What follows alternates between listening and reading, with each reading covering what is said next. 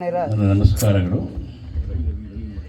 ನಾನು ಏನು ಹೇಳಬೇಕು ಅಂತ ಅದನ್ನೆಲ್ಲವನ್ನು ಅವರು ಹೇಳಿಬಿಟ್ಟಿದ್ದಾರೆ ನಮ್ಮ ಸ್ವಾಮಿಯವರು.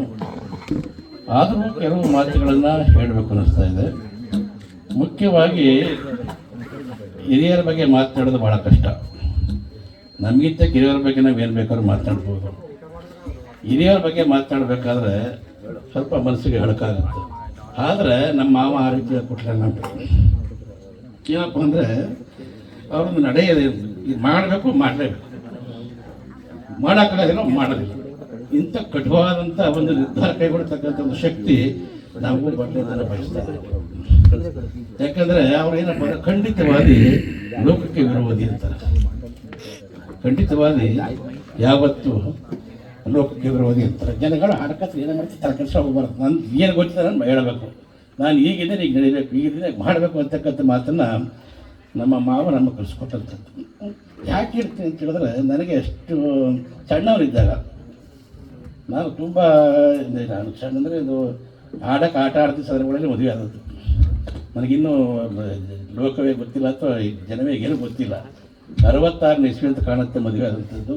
ಆವಾಗ ನಾನು ಹುಟ್ಟು 6 ವರ್ಷ ಆಗಿತ್ತು. ಆ ಸಂದರ್ಭದಲ್ಲಿ ಮದುವೆ ಆದಂಥದ್ದು. ಮದುವೆ ಆದಾಗ ರಾಘವಾಪುರದಲ್ಲಿ ಮದುವೆ ಆಯಿತು. ಹೇಳಿದ್ರಲ್ಲ ಮದುವೆ ಆಯಿತು. ಮದುವೆ ಆಯಿತು, ಎಲ್ಲ ಓದ್ವಿ. ಅವು ಭಾಳ ಕಷ್ಟ, ಮದುವೆ ಮಾಡಬೇಕು, ದೊಡ್ಡ ಕಷ್ಟ. ಗಾಡಿಗೆಲ್ಲ ಕರ್ಕೊಂಡೋದ್ರು, ಊಟ ಮಾಡಿದ್ವಿ, ಎಲ್ಲ ಆಯಿತು, ಬಂದ್ವಿ. ಆದರೆ ನಾನು ಅವರಿಂದ ಕಲ್ತಿದ್ದು ಏನಪ್ಪ ಅಂದರೆ, ನಾನು ಬೇರೆ ಏನು ಹೇಳೋಕ್ಕೆ ಹೋಗಲ್ಲ. ಅವ್ರಿಂದ ಏನು ಕಲ್ತಿದ್ದೆ ಅದನ್ನು ಮತ್ತೆ ಹೇಳಕ್ಕೆ ಹೋಗ್ತೀನಿ ಅಷ್ಟೇ. ಅವರು ಯಾವತ್ತಿದ್ರೆ ಟೈಮ್ ಎಷ್ಟು ಗಂಟೆಗೆ ಹೇಳಬೇಕು ಹೇಳಲೇಬೇಕು. 8 ಗಂಟೆಗೆ ಹೇಳಿದ್ರೆ ಸಾಧ್ಯವೇ ಇಲ್ಲ. ಅವ್ರಿಗೆ ನಾನು ನೋಡಿದ್ದೀನಿ. ನಾವೆಲ್ಲ ಓದ್ತಿರ್ಬೇಕಾದ್ರೆ ಅವರು ಗೋಕಾಕ ಬೆಳಗಾವಿಂದೆಲ್ಲ ಬರ್ತಾಯಿದ್ರು. ನಾನು BEd ಮಾಡ್ತಾಯಿದ್ದೆ ಆ ಸಂದರ್ಭ. ಇಲ್ಲ BEd ಅಲ್ಲ, ಅದಕ್ಕಿಂತ ಮುಂಚೆ ಮರ್ತೋಗಿದೆ. ನಾವು ಅವ್ರ ಮನೇಲಿದ್ದೆ. ನಾನು ಇದ್ದಾಗ 5 ಗಂಟೆಗೆ ಎಷ್ಟೊತ್ತಿಗೆ ಎದ್ದು ಬೆಂಕಿ ನೀರು ಸ್ನಾನಕ್ಕೆ ನೀರು ಕಾಯಿಸ್ಬಿಡೋರು. ಎಲ್ಲರೂ ಹೇಳಿಸ್ಬಿಟ್ಟು ಸ್ನಾನ ಮಾಡಲೇಬೇಕು, ಕರೆಕ್ಟಾಗಿ ಹೇಳಲೇಬೇಕು. ಆ ಒಂದು ಶಿಸ್ತನ್ನು ಅವರಿಂದ ನಾನು ಕಲಿಸ್ಕೊಂಡೆ. ಅದರಿಂದ ನಮಗೇನಾಯಿತು, ಕರೆಕ್ಟಪ್ಪ, ಬೆಳಗ್ಗೆ ಬೇಗ ಹೇಳಬೇಕು, ಬೆಳಗ್ಗೆ ಬೇಗ ಇದ್ದರೆ ನಮ್ಮ ದಿನನಿತ್ಯದ ಕೆಲಸಗಳನ್ನ ನಾವು ಕರೆಕ್ಟಾಗಿ ಮಾಡ್ಬೋದು ಅಂತಕ್ಕಂಥದ್ದನ್ನು ಅವರಿಂದ ಕಲಿಸ್ಕೊಂಡ್ರಿ. ಆಮೇಲೆ ಎಲ್ಲಕ್ಕಿಂತ ಮಿಗಿಲಾಗಿ ಅವ್ರು ಹೇಳ್ತಿರೋ ಮಾತ್ರ ನಿಮಗೆ ನಗಹಿರಬಹುದು, ಅದು ಎಷ್ಟು ಸತ್ಯ ಅನ್ನೋದ್ರೆ, 5 ಗಂಟೆಗೆ ಇದ್ದರೆ ಅವನು ಉತ್ತಮ ಅಂತದ್ದು, 5:15 ಎದ್ದರೆ ಹೋಗಲಿ ಬಿಡುವಂಥದ್ದು, 6 ಗಂಟೆಗೆ ಎದ್ದರೆ ಪರವಾಗಿಲ್ಲ ಅಂತಿದ್ರು, 6 ಗಂಟೆ ಮೇಲಿದ್ದರೆ ಅವ್ನು ಹೇಳಿಸ್ಬಾರ್ದಂತ. ಅವನೇನು ಮಾಡಬೇಕಂತ ಅವನ್ನ ಅಲ್ಲೇ ಊಟ ಹಾಕ್ಬಿಡ್ಬೇಕಂತ. ನಿಮ್ಮ ನಗ ಬರ್ಬೋದು, ಅದರ ಅರ್ಥ ಎಷ್ಟಿದೆ ಗೊತ್ತಾ? ಅದು ಯಾವ ಮನುಷ್ಯ ಬೆಳಗ್ಗೆನಾಗಿ ಬೇಗ ಹೇಳ್ತಾನೆ, ಅವನು ಕರೆಕ್ಟಾಗಿ ನಿತ್ಯ ಕೆಲಸಗಳನ್ನ ಮಾಡ್ತಾನೆ ಅಂತಕ್ಕಂಥ ಪಾಠ ನಾನು ಕಲ್ತ್ಕೊಂಡಿದ್ದೆ ಅವರಿಂದ. ಅವ್ರು ಹೇಳೋದು ನಮ್ಗೆ ನಗ ಬರುತ್ತೆ ಅಷ್ಟೇ ಅಂತ. ಅವ್ರು ಇವ್ರಂತ ಕಟ್ಟೋ ಭಾಳ ಅದಕ್ಕೆ ಮೊದಲು ಹೇಳಿದೆ, ಖಂಡಿತವಾದಿ ಲೋಕಕ್ಕೆ ವಿರೋಧಿ ಅಂತಂತೇಳಿ. ಯಾವನು ಏನಾರು ಅನ್ಕೊಳ್ಳಿ, ನಾನು ಮಾಡೋದನ್ನ ಮಾಡೇ ಮಾಡ್ತೀನಿ ಅಂತಕ್ಕಂಥ ಮಾಡ್ತಾಯಿದ್ರು ಅವರು. ನಮ್ಮ ಜೊತೆಗೆ ನಾವು ನಮಗೆಲ್ಲ ಭಾಳ ಬಡತನ, ಭಾಳ ಕಷ್ಟ ಆಗಿಲ್ಲ. ಈ ಸದ್ಯ ಎಲ್ಲ ಚೆನ್ನಾಗಿದೆ, ಸಂತೋಷವಾಗಿರಿ, ಎಲ್ಲ ಚೆನ್ನಾಗಿರಿ.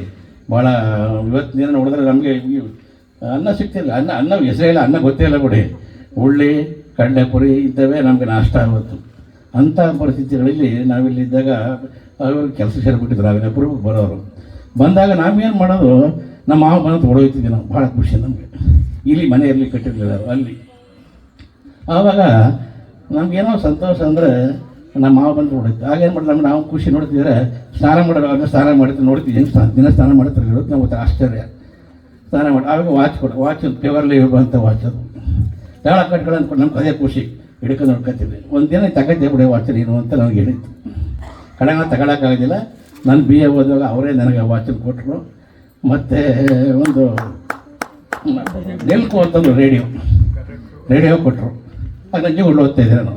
ಎಷ್ಟು ಜನಕ್ಕೆ ರೇಡಿಯೋ ಉಪಯೋಗ ಆಯಿತು ನಮ್ಮ ಜನಕ್ಕೆ ಅಷ್ಟರಲ್ಲಿ. ಯಾರು ನೋಡಿ ನನ್ನ ಹತ್ರ ಬರೋರು. ನನಗೊಂದು ಡಿಮ್ಯಾಂಡ್ಸ್ ಆದಾಗಾಯಿತು. ಎಷ್ಟು ಡಿಮ್ಯಾಂಡ್ ಆಯಿತು ಅಂದರೆ, ಆ ಟ್ರಾನ್ಸಿಸ್ಟರ್ ಇರ್ತಾ ಇರಲಿಲ್ಲ ಆ ಸಂದರ್ಭಗಳಲ್ಲಿ. ನಾನು ಕಾಲೇಜಲ್ಲಿ ಅದನ್ನು ಹಾಕೊಂಡ್ರೆ ಅಷ್ಟರಲ್ಲಿ ಎಲ್ಲ ಬಂದು ಕೇಳೋದು, ನ್ಯೂಸ್ ಕೇಳೋದು. ಈ TV ಇವೆಲ್ಲ ಏನು ಇರಲಿಲ್ಲ ಆ ಸಂದರ್ಭಗಳಲ್ಲಿ.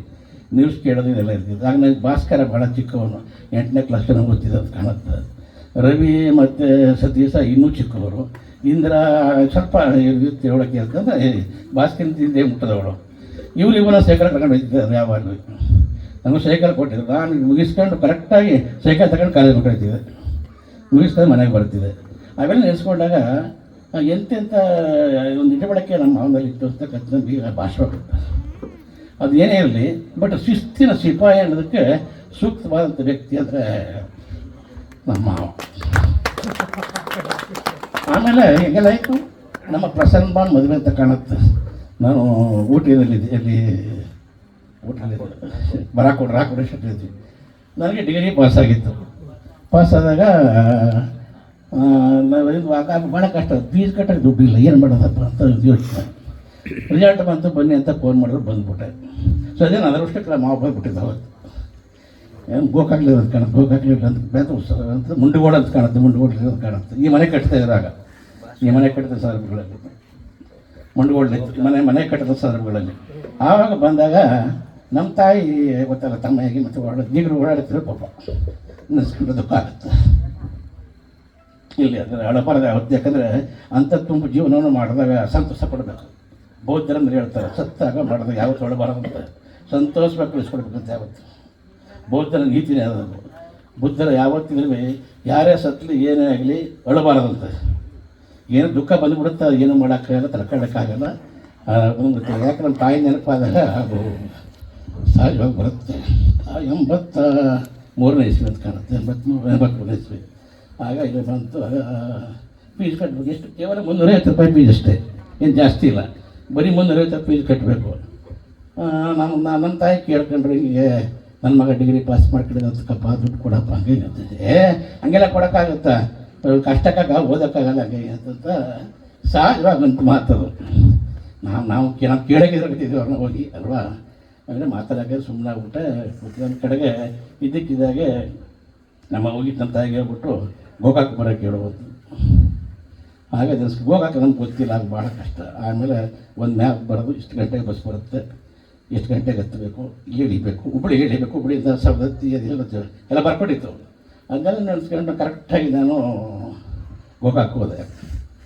ಗೋಕಾಕ್ ಹೋದಾಗ ಭಾಸ್ಕರ ಇದ್ದ, ಮತ್ತು ಭಾಸ್ಕರ ಟ್ಯೂಷನ್ ಓದ್ತಿದ್ರು, SLC ಓದ್ತಿದ್ರು ಕಾಣುತ್ತೆ. ರವಿ ಅವರೆಲ್ಲ ಹೊರಟೋಗಿದ್ರು. ನಾನು ಬಂದೆಲ್ಲೋ ಕರೆಕ್ಟಾಗಿ ಗೋಕಾಕ್ ಇಳಿದೆ. ಬಸ್ ಸ್ಟ್ಯಾಂಡ್ ಎದುರುಗಡೆ ಆಫೀಸು. ಅವ್ರು ಯಾರೋ ಗಾರ್ಡ್ ಬಂದರು. ಈಗಾಗಲೇ ಹೇಳ್ಬಿಟ್ಟಿತ್ತು, ಅವ್ರು ಶಿಸ್ತಲ್ವ, ಹಿಂಗೆ ಮಾಡಬೇಕು ಅಂತಂತ ಹೇಳ್ಬಿಟ್ಟಿತ್ತು. ಬಂದು ಓದ್ಬಿಡಕ್ಕೆ ಕರೆದ್ರು, ಮನೆ ಕರ್ಕೊಂಡು ಹೋದ್ರು. ನಿದ್ದೆಗಟ್ಟಿದ್ದೆಲ್ಲ ಓದ್ಕೊಳ್ಳಿ, ನಮ್ಮ ಸರ್ ಗೊತ್ತಿದ್ರು. ನೀರು ಕಾಯಿಸಿ ನನಗೇನ ಮಾಡ್ಕೊಂಡು ಎಲ್ಲ ಆದಮೇಲೆ ಹಾಕೊಂಡು ಮಲಗಿದೆ. ಆಮೇಲೆ ಭಾಸ್ಕರರೆಲ್ಲ ಬಂದರು, ಎಲ್ಲ ಆಯಿತು. ಮತ್ತು 4 ಗಂಟೆ 5 ಗಂಟೆ ಅಂತ ಕಾಣುತ್ತೆ ಎದ್ವಿ. ಎದ್ದ ಮೇಲೆ ಮಾವನ ಬಂತು, ಎಲ್ಲ ಬಂತು. ಆಯಿತು, ಏನೋ ತಿಂಡಿ ಗಿಂಡಿ ಸರ್ ಊಟ ಎಲ್ಲ ಮಾಡಿದ್ವಿ. ಅದೆಲ್ಲ ಒಂದು ಶಿಸ್ತು ನಮ್ಮ ಮಾವಂದು. ಅದು ಯಾರೇ ಹೇಳ್ತೀನಿ ಓದ್ತೀನಿ, ಮಿಚ್ಚಸ್ಗಳಕ್ಕೆ ಹೇಳ್ತಾಯಿಲ್ಲ ನಾನು. ಆಗ ಊಟದ ತಿಂಡಿ ಗಿಂಡಿ ಎಲ್ಲ ಮಾಡಿದ್ವಿ, ಮತ್ತೆ ಮರಿಕೊಂಡ್ವಿ. ಭಾಸ್ಕರ್ ಇವತ್ತು ನೆನಪಾಗುತ್ತೆ ನನಗೆ. ತಾಯಿ ಸತ್ತ ಮೇಲೆ ತವರಿಗೆ ಎಂದು ಹೋಗಬಾರದು ಅಂತ ಹಾಡು. ಅದು ನಮ್ಗೆ ಗೊತ್ತಿಲ್ಲ, ಅದು ಆ ಕಡೆ ಹಾಡ್ತಿದ್ರು. ಅದು ಏನೋ ಉಗ್ರಾಜ್ ಬಸ್ ಕೊಟ್ಟಿದ್ರು. ಇವನು ಟೇಪ್ ರೆಕಾರ್ಡ್ ಇತ್ತು, ಟಿವಿಗೆ ಎಲ್ಲ ಸಂದರ್ಭಗಳಲ್ಲಿ ಟೇಪ್ ರೆಕಾರ್ಡ್ಲಿ ಹಾಕಿ ಇದನಿಗೆ ಹೇಳ್ಕೊಡ್ತಿದ್ದೆ ಭಾಸ್ಕರ್. ಏನೋ ಯಾರು ಬಂದುಬಿಟ್ರೆ ಭಾಳ ಖುಷಿ. ಅವನಿಗೆ ನೋಡ್ಕೊಳ್ಳೋದು, ಕರ್ಕೊಂಡು ಹೋಗೋದು, ಇದೆಲ್ಲ ಮಾಡೋದು ಅವ್ನಿಗೇನೋ ಸಂತೋಷ. ಗೋಕಾಕ್ ಫಾಲ್ಸ್ ಕರ್ಕೊಂಡು ಹೋಗಿದೆ ನನ್ನ. ಗೋಕಾಕ್ ಫಾಲ್ಸ್ ಆ್ಯಕ್ಚುಲಿ ನಾವು ತಿಳ್ಕೊಂಡಿದ್ದು ತಪ್ಪು. ಅದು ಅದೇ ಮೊಟ್ಟ ಮೊದಲ ವಿದ್ಯುತ್ ಗಾರ ನಮ್ಮ ಕರ್ನಾಟಕದಲ್ಲಿ. ಅಂದರೆ ಥರ್ಮಲ್ ವಿದ್ಯುತ್ ಪವರ್ ಅಂತ ಕಾಣುತ್ತೆ ಮೋಸ್ಟ್ಲಿ. ಇದು ಮಾಮೂಲಿ ಜಲ ವಿದ್ಯುತ್ ಕಾರ ಅಲ್ಲ, ಥರ್ಮಲ್ ವಿದ್ಯುತ್. ಎಲ್ಲ ಕರ್ಕೊಂಡೋದ ಆ ಸೇತು ನೋಡ್ಕೊಂಡು ಆರಾಮಾಗಿ ಬಂದ ಕೂಡಲೇ ಬೆಳಗ್ಗೆ ಆಯಿತು. ನೀವು ನೋಡಪ್ಪ ಅಂತ ಕರ್ಕೊಂಡೋಗಿ ನನಗೆ ಮಾಡಿದ್ರು. 2 ಶರ್ಟು, 2 ಪ್ಯಾಂಟು. ನಮ್ಗೆ ಆಶ್ಚರ್ಯ, ಟಿರಿಕಾಟ್ ಪ್ಯಾಂಟ್ ನಮ್ಗೆ ಇಲ್ಲಿ ಬೇರೆ ಒಂದು ಕಾಲದಲ್ಲಿ 2 ಶರ್ಟು, 2 ಪ್ಯಾಂಟು, ಮತ್ತು ಕೈಗೆ ಒಂದು ಬಸ್ ಚಾರ್ಜು, ಮತ್ತು ಡೆಪಾಸಿಟ್ ಕಟ್ಟಿ, ಕ್ಯಾಶಿನ ಡೆಪಾಸಿಟ್ ಕಟ್ಟಕ್ಕೆ ಒಂದು 350 ರೂಪಾಯಿ. ನೀವು ಖರ್ಚಿಗೆ ಅಂತೇಳಿ ಎಲ್ಲ ದುಡ್ಡು ಕೊಟ್ಟು ನನಗೆ ಕಳಿಸ್ಕೊಡ್ತು. ಆ ಕಳಿಸ್ಕೊಟ್ಟದಕ್ಕೋಸ್ಕರವಾಗಿ ನಾನು MX ಸೇರಲಿಕ್ಕೆ ಸಾಧ್ಯವಾಯಿತು. ಇದಕ್ಕೆ ಕಾರಣ ಯಾರು? ಇದೆಲ್ಲ ನೆನೆಸ್ಕೊಳ್ಳಾಗ ಮಾತಾಡೋಕೆ ದುಃಖ ಆಗುತ್ತೆ. ಏನೇ ಆಗಲಿ, ಭಾಳ ಖಂಡಿತವಾದ ಅದರಲ್ಲಿ ನಾನು ಭಾಳ ಮೆಚ್ಕೊಂಡಂಥವ್ರು. ಹೆಚ್ಚು ಮಾತಾಡೋದಕ್ಕಿಂತ ಸೂಕ್ತ ಅಲ್ಲ ಅನಿಸುತ್ತೆ. ನನ್ನ ಸ್ವಂತ ಅನುಭವನ ಹೇಳೋದೇ ಹೊರತು ಬೇರೆ ಏನನ್ನು ಹೇಳೋದು ಅಷ್ಟು ಸೂಕ್ತ ಅಲ್ಲ. ಯಾಕಂದರೆ ಎಲ್ಲರೂ ಹಾಡನ್ನ ಕೇಳಬೇಕು ಮಾಡಬೇಕು ಅಂತ ಬಯಸ್ತಾ ಇರೋದ್ರಿಂದ ಮುಪ್ಪಿನಲ್ಲಿ ಎಲ್ಲ ತುಂಬ ಜೀವನ ನಡೆಸ್ತಿರ್ತವ್ರು. ನಮಗೂ ನನಗೊಂದು ಅನಿಸುತ್ತೆ, ನಮಗೆಲ್ಲರೂ ಒಂದು ಎಂಟೈರ್ ನಮ್ಮ ಫ್ಯಾಮಿಲಿಗೆ ಒಂದು ಟೈಪ್ ಆಫ್ ರೋಲ್ ಮಾಡಲ್ ಅಂತ ಅನಿಸುತ್ತೆ. ಯಾಕಂದ್ರೆ ನಾನು ಅನುಭವ ಹೇಳ್ತಾರೆ, ನಮ್ಮೆಲ್ಲರಿಗೂ ಒಂಥರ ರೋಲ್ ಮಾಡಲ್ ಅಂತ ಏನಂತ ಕರಿತೀವಿ ಅದಕ್ಕೆ, ಒಂದು ರೋಲ್ ಮಾಡಲ್ ಅಂತ ಕರಿತೀವಿ. ಅಂದರೆ ಈ ಮಾದರಿ, ಈ ನಮಗೆಲ್ಲರಿಗೂ ಒಂದು ರೀತಿ ಮಾದರಿ ಅಂತ ನಾವು ಕರಿತೀವಿ. ಅಂಥ ತುಂಬ ಜೀವನ ನಡೆಸಿದಂಥ ನಮ್ಮ ಮಾವನವ್ರ ಜೀವನ ಇನ್ನೂ ನಾನು ನೆನೆಸ್ಕೊಳಕ್ಕೆ ಭಾಳ ಆಸೆ ಇತ್ತು. 90 ವರ್ಷ ಬದುಕಲ್ಲಿ ಕಟ್ಟಿದ್ದೀನಿ ನಾನು. 96. ಯಾಕಂದರೆ ಇಷ್ಟು ಭಾಳ ಆಸೆ ಇತ್ತು. ಊಟದಲ್ಲೂ ಅಷ್ಟೇ, ಎಷ್ಟು ಗಂಟೆಗೆ ಊಟ ಆಗಬೇಕು, ಎಷ್ಟು ಗಂಟೆಗೆ ಟೀ ಆಗಬೇಕು, ಎಷ್ಟು ಗಂಟೆಗೆ ಕಾಫಿ ಆಗಬೇಕು, ಎಲ್ಲ ಭಾಳ ಕಂಡೀಷನ್ ಇದ್ದಂಥ ವ್ಯಕ್ತಿ. ನೆನೆಸ್ಕೊಂಡಾಗ ಯಾಕೆ ಸತ್ತ ಊಟ ಅಂತ ಯೋಚನೆ ಆಗುತ್ತೆ. ಬಟ್ ನಾನು ಅಂದ್ಕೊಂಡಿದ್ದು 90 ವರ್ಷ ಬದುಕ್ತಾರೆ ಅಂತ ಕೇಳಿದ್ದೀನಿ ಆ್ಯಕ್ಚುಲಿ. ಯಾಕಂದರೆ ಆ ಶಿಸ್ತಿನ ಒಂದು ಜೀವನ ಇದೆಯಲ್ಲ. ಆಮೇಲೆ ಕ್ರಮಬದ್ಧವಾದ ಊಟ, ಕ್ರಮಬದ್ಧವಾದ ಒಂದು ಚರಣವರ್ಣಗಳು, ಇವೆಲ್ಲ ಹೇಳಿದಾಗ 90 ವರ್ಷ ಗ್ಯಾರಂಟಿ ಬದುಕ್ತಾರೆ ಅಂತೀವಿ. ನಾನೇ ಅಂತ ಮೊನ್ನೆ ಯಾವ್ದಂಗೆ ಯಾಕೆ ಏನು ಬೇಡಪ್ಪ, ಎಲ್ಲನೂ ಮಾಡಿದ್ದೀನಿ, ನನಗೆ ಏನು ಬೇಕು ಎಲ್ಲ ಮಾಡಿದ್ದೀನಿ, ನಾನು ಜೊತೆ ಬಿಟ್ರೆ ಭಾಳ ಸಂತೋಷ ಆಯ್ತು, ಕಣಪ್ಪ ಹಾಕೊಂಡು ಅಂತ ಹೇಳ್ತು. ಇದು ಎಲ್ಲಿ ಮನೆ ಹಬ್ಬ ಇದ್ದಾಗ ಯಾಕಂಗೆ ಮಾಡ್ತೀರಿ, ಹುಡುಗ ಹುಡ್ಕೋತಾರೆ, ಎಷ್ಟು ಖರ್ಚಾರು ಮಾಡ್ತಾರೆ, ನಿಮ್ಮ ಮಗಿನ ವ್ಯಕ್ತಿ ಮಾಡಿಬಿಡಿ ಅಂತೀನಿ. ನಾನು ಎಲ್ಲ ಮಾಡಿದ್ದೀನಿ, ನನಗೆ ಯಾರು ಏನು ತೋರಿಸೋಂಗಿಲ್ಲ, ನನಗೆ ಯಾರು ಬೇಡ ಮಾಡೋಂಗಿಲ್ಲ, ನಾನು ಏನು ಮಾಡಬೇಕು ಎಲ್ಲವನ್ನೂ ಮಾಡಿದ್ದೀನಿ. ಅದರಿಂದ ನಾನು ಸತ್ತು ಬಿಟ್ರೆ ನೆಮ್ಮದಿಯಾಗಿ ಸಾಯ್ತೀನಪ್ಪ ಅಂತ ಅನ್ಸುತ್ತಿಲ್ಲ. ಅದು ಲಾಸ್ಟ್ ಮತ್ತು ಜೀವನದಲ್ಲಿ ಮಾತ್ರ ಮಾತಾಡಿಸ್ದೆ, ಮತ್ತೆ ಮಾತಾಡ್ಲಿಕ್ಕೆ ಆಗಲಿಲ್ಲ. ಏನೇ ಆಗಲಿ ನಾನು ದೇವರು ದಯಗಳನ್ನೆಲ್ಲ ನಂಬಲ್ಲ. ನಮ್ಮ ಮಾವನ ಬದುಕೆ ನಮಗೆ ಸಾಕ್ಷಿ ಆಯಿತಾ. ದೇವ್ರು ಇದೆಯೋ ಬಿಟ್ಟಿದೆಯೋ ಅವ್ರು ಸೇರಿದ್ದು. ನಾನಂತೂ ಯಾವುದೇ ಕಾರಣಕ್ಕೂ ನಂಬಲ್ಲ. ನಮ್ಮನ್ನು ಹಾಳು ಮಾಡ್ತಿರೋದೇ ಈ ದೇವ್ರುಗಳು. ನೀವೆಲ್ಲ ಬಿಟ್ಬಿಡ್ಬೇಕಾದ್ರೆ ಯೋಚನೆ ಮಾಡಿ ನೋಡಿ. ನಾನು ಸಲಹೆ ಮಾಡೋಕ್ಕೆ ಹೋಗಲ್ಲ, ನನ್ನ ಅನುಭವನ ಹೇಳ್ತಾ ಇದ್ದೀನಿ. ನಮ್ಮ ಮಾಮ ಚಾಪೆ ಹಿಡಿತಿರಂತೆ, ನಮ್ಗೆ ಗೊತ್ತಿರೋ ಮಟ್ಟಿಗೆ ನಮ್ಮ ತಾಯಿ ಹೇಳ್ತಿದ್ರು. ಚಾಪೆ ಹಿಡಿತಿರಂತೆ, ಆಮೇಲೆ ಇದು ಕೂಲಿ ಹೋಯ್ತಾರಂತೆ, ಅದು ಎಣ್ಣೆ ಏರ್ ಕಟ್ಕೊಂಡು ಕೂಲಿಯಲ್ಲಿಗೆಲ್ಲ ಹೋಗ್ತಿರಂತೆ. ಆಮೇಲೆ ನಮ್ಮ ತಾಯಿ ಹೇಳ್ತು ನಿಲ್ಸ್ಕೊತಾ ಇದ್ದೀನಿ ನಾವು. ಆಗ ಅಂಥ ಜೀವನವನ್ನು ಮಾಡಬೇಕು ಹೊರತು ದೇವರು ದಯ್ಯ ಅಂತ ನಮ್ಮ ಕಡೆ ನಮ್ಮ ಬದುಕಲಿಕ್ಕೆ ಯಾರು ಹೋಗಬಾರದು.